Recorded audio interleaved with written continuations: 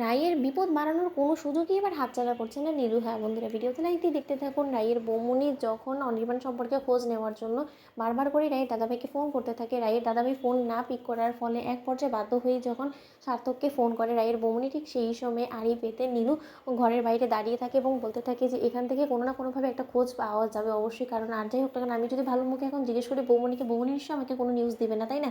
ঠিক সেই সময় রায়ের বৌমনি সার্থককে বলতে থাকে যে সার্থক, অনেকবার করে আমি তোমার দাদাভাইকে কল করার চেষ্টা করছি কিন্তু কোনো মতে তোমার দাদাভাই আমার কল রিসিভ করছে না। তুমি আমাকে একটু বলবে যে সেখানকার কী নিউজ আছে এখন আপাতত, অনির্বাণ কি আদৌ ফিরে এসেছে আর রায়ের কী অবস্থা? ঠিক সেই সময় সার্থক বলতে থাকে যে বৌমনি, ধরে নিতে পারো যে একদমই আমরা নিরুপায় হয়ে পড়েছে। অনির্বাণ দাদাভাইয়ের কোথাও থেকে কোনো খোঁজ খবর কোনো কিছুই মিলছে না। পুলিশও উল্টো হতাশ হয়ে পড়েছে। পুলিশ আমাদেরকে কোনো রকম কোনো অনির্বাণ দাদাভাই সম্পর্কে বিন্দুমাত্র কোনো খোঁজ দিতে পারছে না। পুলিশ উল্টো আমাদেরকে বলছে যে আমরা যাতে ধরে নিই যে অনির্বাণ দাদাভাই মৃত। ঠিক সেই সময় রায়ের বৌমনি বলতে থাকে যে মৃত মানে অনির্বাণ মরে কী করে যেতে পারে বলো তো?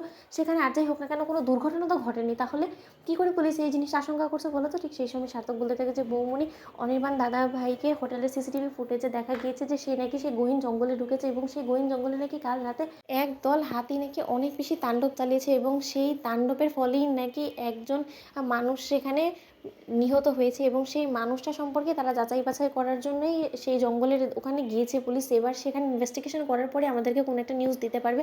কিন্তু তার থেকেও বড় কথা, অনির্বাণ দাদা ভাইয়ের অনেক জায়গায় খোঁজ করা সত্ত্বেও কোনো খোঁজ মিলছে না। আর অনির্বাণ দাদা ভাইকে আমরা ফোনেও পাচ্ছি না। আর অনির্বাণ দাদা ভাইয়ের ফোনটাও আমরা সেই গহীন জঙ্গলেই পেয়েছি, যেখান থেকে কিনা পুলিশ আমাদেরকে সেই ফোনটা উদ্ধার করে এনে দিয়েছে। এবার এর থেকে বেশি আমাদের কাছে কোনো রকম কোনো খবর নেই। ঠিক সেই সময় রায়ের বৌমনি বলতে থাকে যে ঠিক আছে, তোমরা বরঞ্চ রায়কে সামলাও, আর ওদিকের কোনো খবর যদি পাও তাহলে সঙ্গে সঙ্গে আমাকে প্লিজ জানিও। অন্যদিকে রায়ের বৌমনি যখন রায়ের মায়ের কাছে গিয়ে বলতে থাকে যে মা, আপনি একদম টেনশন করবেন না, কোনো না কোনোভাবে অবশ্যই অনির্বাণকে খুঁজে পাওয়া যাবে, আপনি একদম টেনশন করবেন না। অন্যদিকে নীরু বলতে থাকে যে এই সুযোগটাকে আমাকে কাজে লাগিয়ে যে করেই হোক না কেন রায় দিদিভাইয়ের বিপদটা আরও বাড়িয়ে তুলতে হবে। রায় দিদিভাই কিছু এই নিউজটা ওর শাশুড়িমা এবং শ্বশুরমশাইকে জানায়নি। এবার যদি আমি নিজে থেকে রায় দিদিভাইয়ের এই নিউজটা অনির্বাণ দাদাভাইয়ের মাকে জানিয়ে দিই তাহলেই তো রায় দিদিভাইয়ের বিপদটা আরও বেশি বেড়ে যাবে, তাই না?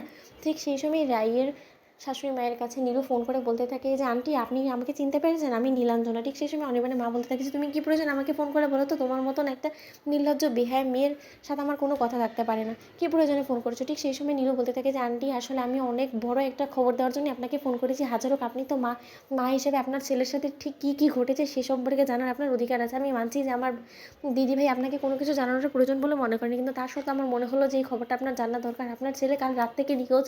গত 24 ঘন্টা যাবত অনির্বাণ দাদাভাইয়ের কোনো খোঁজ মিলছে না।